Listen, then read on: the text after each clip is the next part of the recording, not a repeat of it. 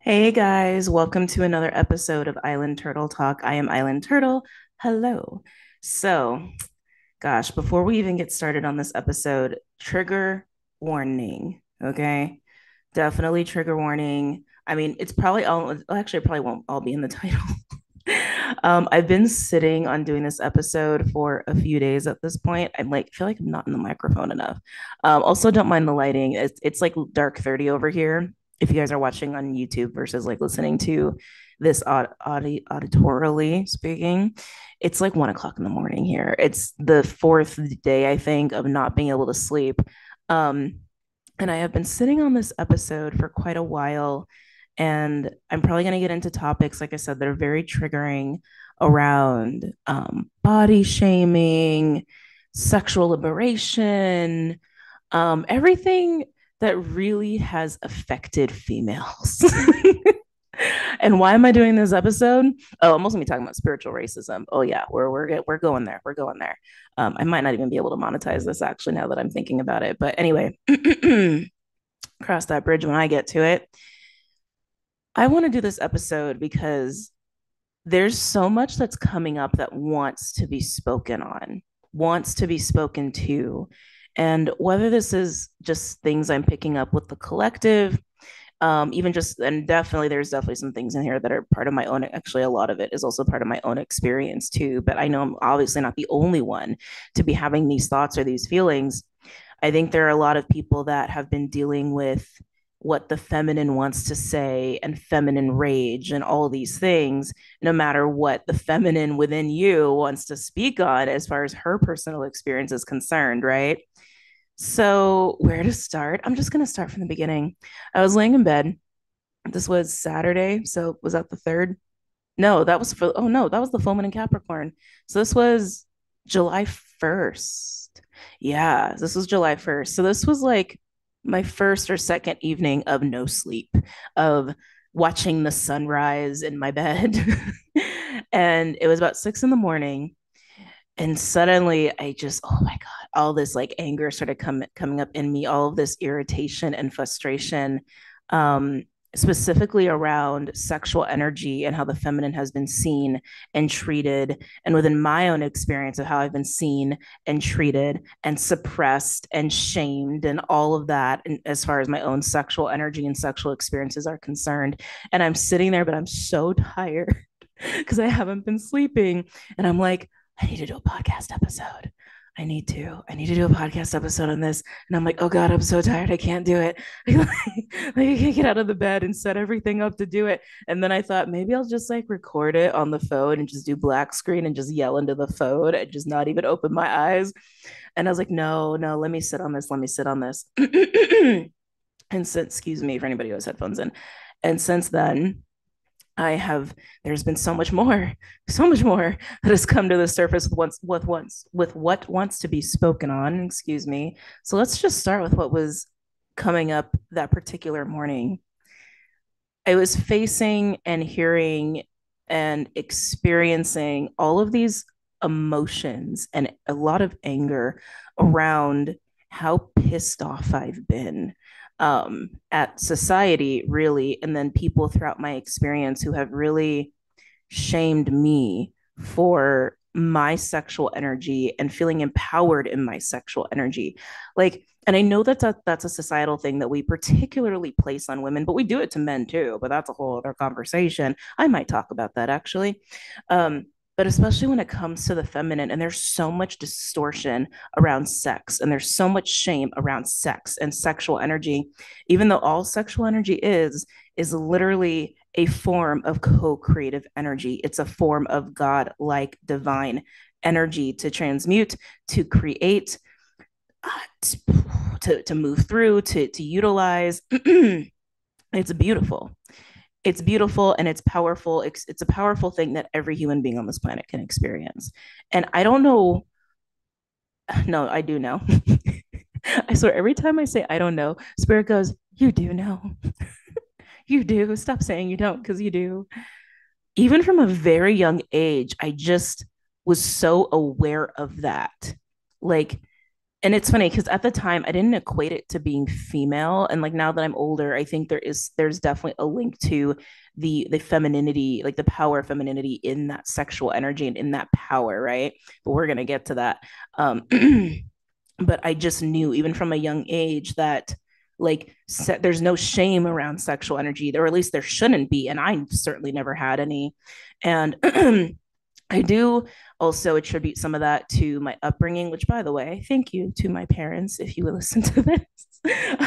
Thank you for not instilling me with shame around sexual energy. And I think it's just because my mother always spoke to me about it from a very young age because she wanted me to know and be aware of what sex is and everything that it encompasses, right? So I never felt shame around sex. And then when I actually got to the age where I was sexually active, I felt so liberated in it. I was like, oh my God, this makes sense. Like it clicked within me that it's like it's it's such a form of natural freedom that we're all given the birthright to, right? And again, I'm not speaking to distortion, and this is something else I might speak on this video. I am really sick and tired of when anybody goes to voice their opinion about their experience or to share their experience, like there's always somebody out there in the sphere of the abyss of the internet or whatever that feels the need to negate it or feels the need to go, well, it's wrong because of this. And didn't you think about this? And everybody jumps on that bandwagon. And then somehow the thing that someone was speaking on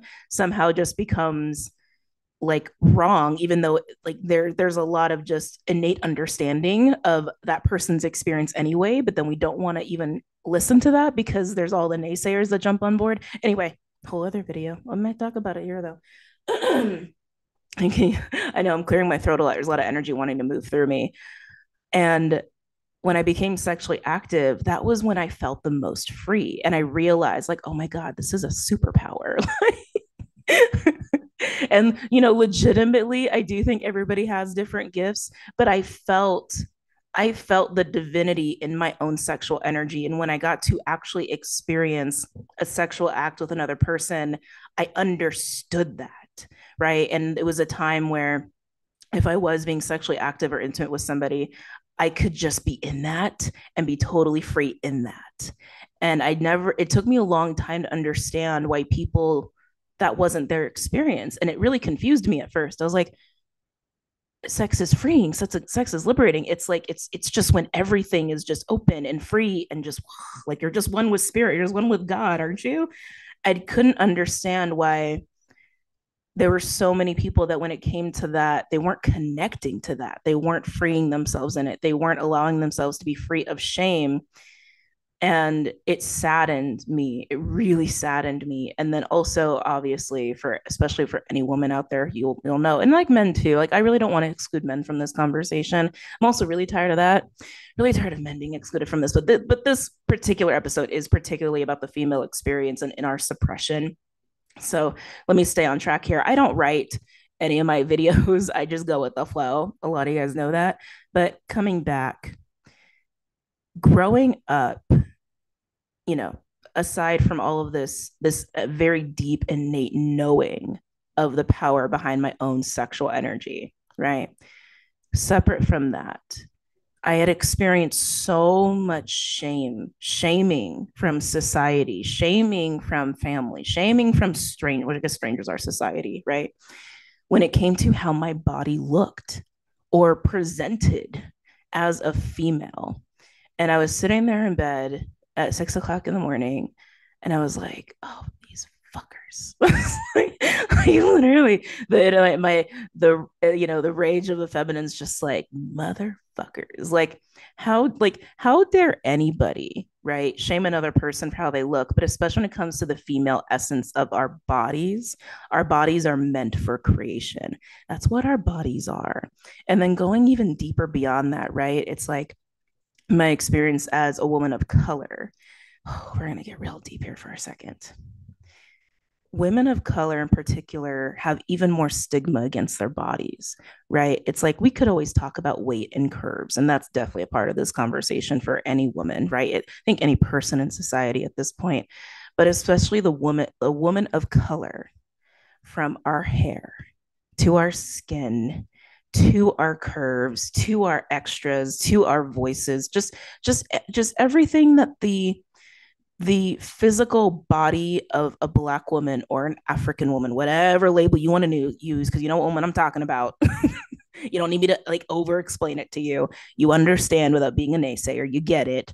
Um, Everything that body represents is so offensive to society, especially Western society. I feel like I can't speak to the international experience because I haven't had a very much of an international experience myself. So I can't speak to that. And obviously, everyone's experience is different. There are 8 billion different experiences going on at one time. So I'm speaking to my own, but I've experienced this personally and I've observed it in my reality that the physical vessel of a Black woman is so offensive to society that there's so much more stigma placed upon that. And I was speaking to a friend recently about, a lot of people knew that I was living in Hawaii and I moved back to the mainland, that coming back to the mainland was a culture shock for me, which I didn't expect because I grew up on the mainland. For anybody who doesn't know, I grew up on the mainland, but I became so accustomed to the culture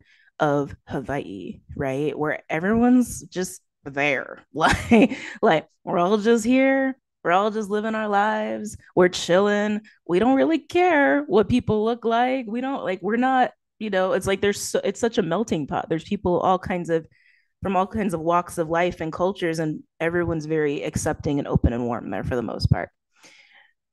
And I come back to the mainland, and it was like I suddenly became re-aware, I guess is a good word for it, that when I walk into a room, that more likely than not, there's going to be some people shocked by my appearance or react to my appearance, um, simply because I'm a woman of color. Like purely simply because of that.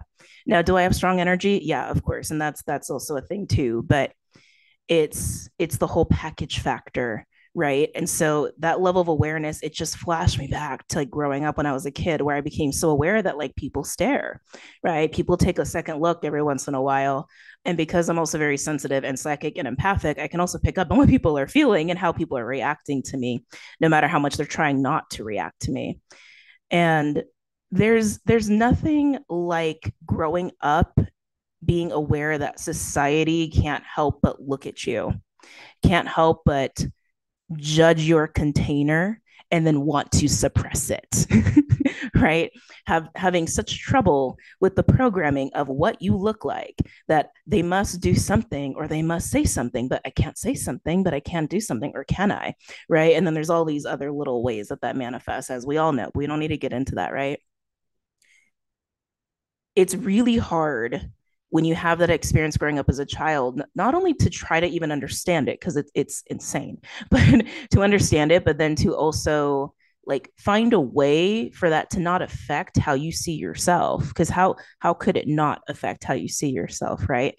And so anyway, coming back to the thoughts, the thoughts and everything that my inner feminine, and I'm pretty sure a big chunk of the collective feminine, and definitely a big chunk of this primordial feminine that has been re-emerging back into the collective. So if any of you have listened to my podcast before, I talked about this in the first episode about Sedna and this unlocking of primordial power.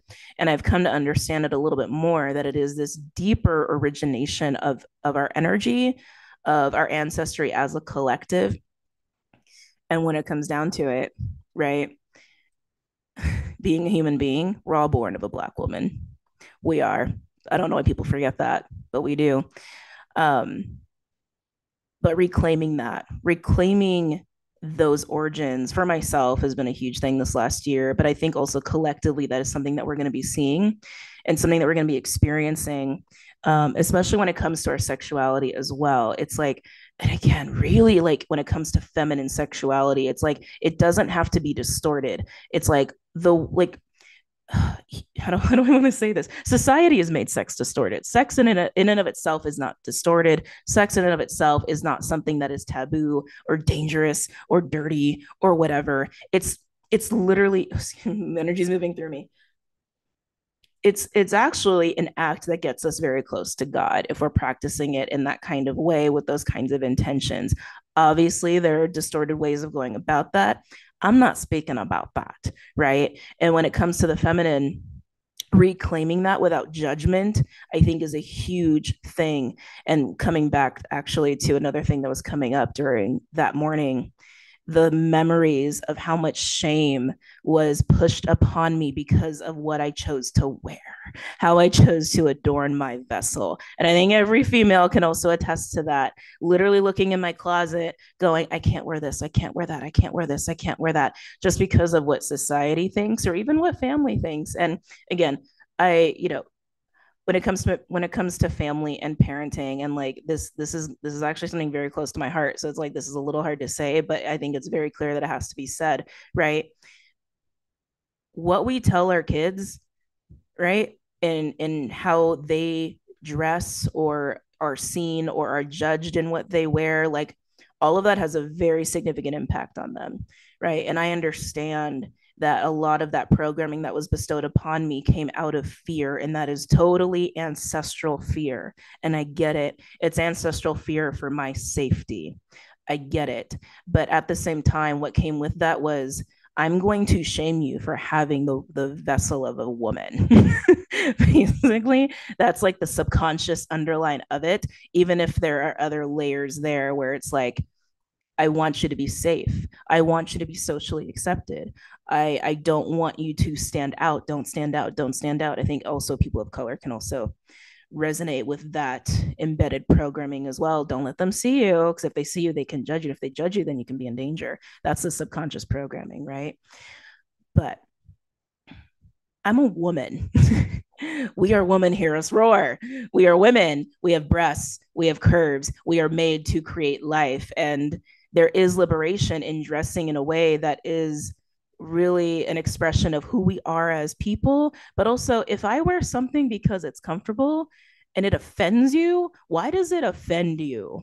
Right? I think that's something that I think we're allowed to start asking people, or at least we should be okay, allowed. Even that, even here's saying that word like annoys me. So right now I'm definitely channeling a lot of like anger and rage. And if this is triggering you, again, I gave you guys a warning in the beginning. This is going to be an episode that had a lot of triggers in it, but I feel like there's so much that just want that the feminine just wants to say, and just to say no more too, right? It's like, if a woman wants to wear something and she's comfortable, but God forbid it makes you uncomfortable, no woman should have to dress for your comfort.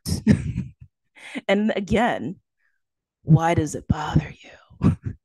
Why does it trigger you, and why do you care? Is also another question that also comes to mind for me, right? Especially when we talk about not just women with, curves and breasts, and they're adorning their vessels and what is best for them, but then even when we get into the topic of, it's interesting, there's been a lot of stuff that's been thrown in my awareness of like body positivity. I feel like that's such a trigger word at this point. And that kind of also brings me back to what I was saying before, where I'm so sick and tired of people trying to like bring light or awareness to a group or an issue or a topic of any kind, where it's like, hey, maybe we can look at this in this kind of a way. And there's always got to be a group or a person that jumps on the negation bandwagon and then somehow makes that thing that was actually bringing support to people who needed it suddenly become bad or suddenly become distorted, right? It's like, of course, within anything, you can find someone who's using it to justify their own denial or justify their own unhealthy shit. That you're gonna find that in anything, but to make it about that completely takes away the support that was needed for that group in the first place. And if you are in that bandwagon where you're looking at a group where, they want support for something that's very valid, or support for a group that very much needs it, and for whatever reason that bothers you or that triggers you and you want to tear that down, or you want to go ahead and you want to negate it, all you're doing is creating judgment. All you're doing is causing shame where it didn't need to be in the first place. And ask yourself, why do you feel the need to do that? Right? Anyway, like I said, a lot wants to be spoken on in this video. But that's been coming up too, right? It's like, because if we're talking about the vessel, it's not just about what the vessel represents for a female, which is again like the creation of life and that sexual power. Like, women have sexual power. Again, so do men, but women have sexual power, and that is okay. Like, women, it is okay to enjoy your sexual power. It's okay to enjoy sex. It's okay to talk about sex. And okay, and I really got to say this has just been part of my experience as a woman. Just because a woman is talking about sex, or just because a woman is talking about sexual energy, doesn't mean she wants to have sex with you. Just saying. It's not what it means. It's not what it means. But that's distortion that needs to be worked out in the collective, right? Anyway, coming back. It's okay, females, feminines, whatever, people. It's okay to love your sexual energy. It's okay to enjoy sex. It's okay to enjoy that level of freedom in your power, in that if it is in a healthy divine way and there's no abuse going on. Obviously, again, I can't believe this shit needs to be said. I think that's like a duh thing. That's what also gets me at all like the negations of all of these movements and support groups and all these topics, right? Because it's like a lot of these like naysayers, it's like duh. Sorry, but it is. It's a duh thing. Like with the body positivity, it's like I think we can all agree that the body positivity movement, when it started, and even till this day, the underlying message is to not be so harsh on yourself and harsh on your body to the point where you're like tearing yourself down, or you feel shame about who you are as a person, or you feel shame about your vessel, and just to be kind to yourself. I think we can all agree that that's what it's about, and that we would hope other people would be respectful to other people and not shame their bodies, right? For wherever they're at on their journey. That's it. That's it. That's all it's about. And if you want to make it about these bigger issues about, I don't even want to get into it. I don't want to get into it. But if you want to make it anything other than that to negate the movement or negate the support of people who just don't want to be shamed by other people anymore, like figure out why the hell you feel that way. Sorry, that's how I feel. Anyway, moving on. Um, the Black woman's experience, and again, women as well, it's like all of this stuff wants, I can feel it, like all of this stuff wants to be spoken on for a lot of women and a lot of people in the collective. But coming back to the Black woman's experience, and again, also speaking as a woman of color in my own experience in this, something that I think is going to be coming up as well, and owning this primordial energy, right? This primordial energy is, it's how to, the words, it's beyond Gaia, right? It's beyond the mother, it's the grandmother, it's deeper than that. It is the origins of our origins, it's the roots of our roots. And there is a lot there that is rooted in some other spirituality that is not, how do I want to say, I'm trying to be so careful with my words now, like when I'm getting into this, that I don't feel is honored, and I think will start to be honored, and will start to become more like an information will become more accessible, especially when we're talking about African spirituality. Like, and I'm, again, this is a very frank episode. This is a very frank episode. And again, there's a lot of trigger warnings in this, but I am very sick and tired of seeing this unspoken spiritual racism in the spiritual community. I'm very sick of seeing it. I'm very sick of experiencing it, very sick of being subjected to it. And it's not just for the Black woman, it's not just for the African woman, it's not, it's for all minorities, right? Because I see it all over the place. And there's nothing wrong with sticking with your homogenous group. There's nothing wrong with that. There's nothing wrong with sticking with what you're familiar with or what you're comfortable with. But I know y'all know what I'm talking about. It's like, again, this is like the thing that people don't talk about, but it's this negation of all those other things. Like it can't even be possible. Like they can't have a seat at the table. And I still to this day don't see this rainbow coalition. I was talking to Hecate Honey earlier, and that was the term we came up with, because I was telling her I've been sitting on all of this, and I'm like, yeah, that's exactly what it is. It's like, yes, to have this like, and not rainbow coalition as an LGBT. That's a whole other discussion.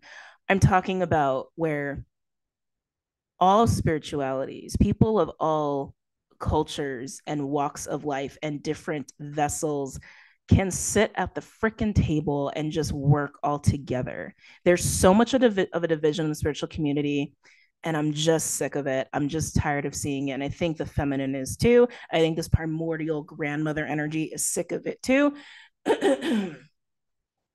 excuse me. Which also kind of brings me a little bit beyond just talking about the reclaiming of body, reclaiming of sexual power, reclaiming of the feminine in this way, where we can also just really put a voice to all these feelings and all these thoughts. But how do I want to say this? How do I want to say this?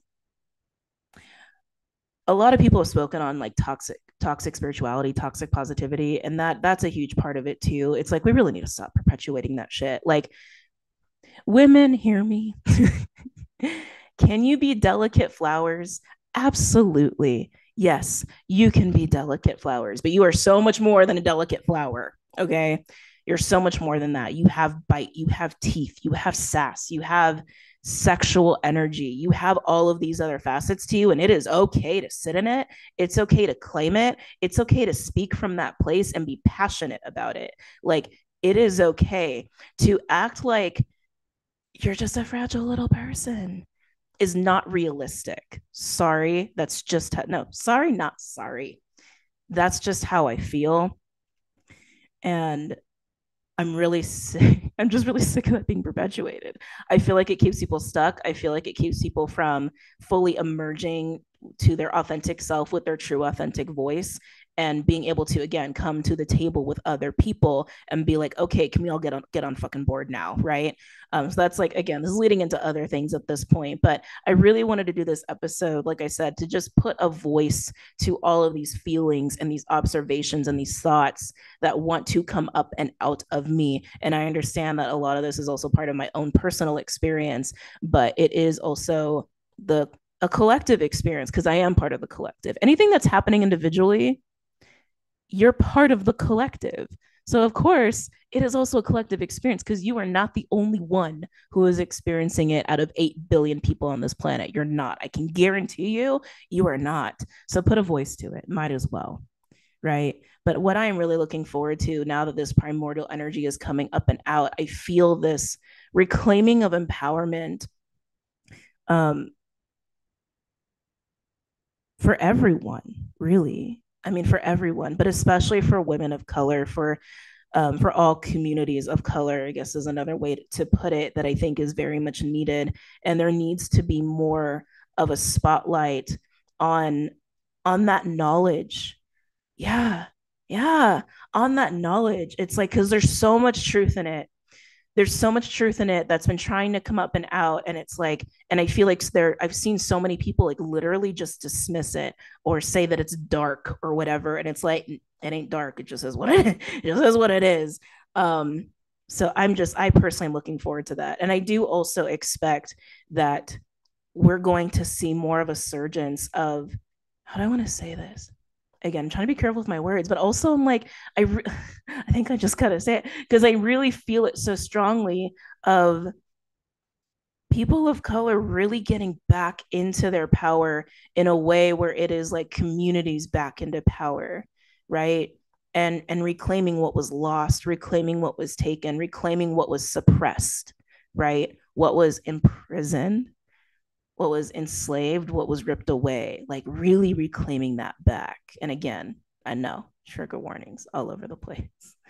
Um, I feel like I could also get a lot into like masculine, feminine, but I'm like, it feels like a lot already, and I can feel it. Like I feel hot even just talking about all of this and saying all of this to you guys.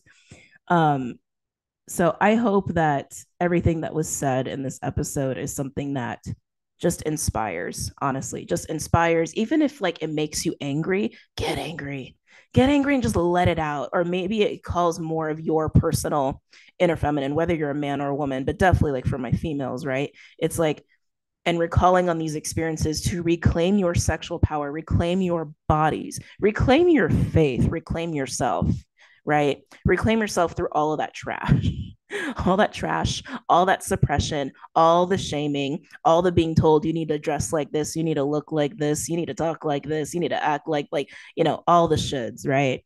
And just be like, nah, here I am. I am woman, hear me roar, right? Anyway, I'm gonna hop off now. I have no idea how long I've been talking. I don't even see a timestamp anywhere. I don't know what time I started, but anyway, I love you all. And if this was triggering for you, I'm actually very happy if it was triggering for you. Ask yourself why that is. And if you're mad at me, you can be mad at me. That's fine.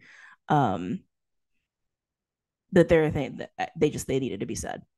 They needed to be said. But I'm gonna hop off with love and gratitude that I get to, honestly. Um, yeah, I will see you guys on the other side and take care of yourselves. Okay. Take it easy. Bye, guys.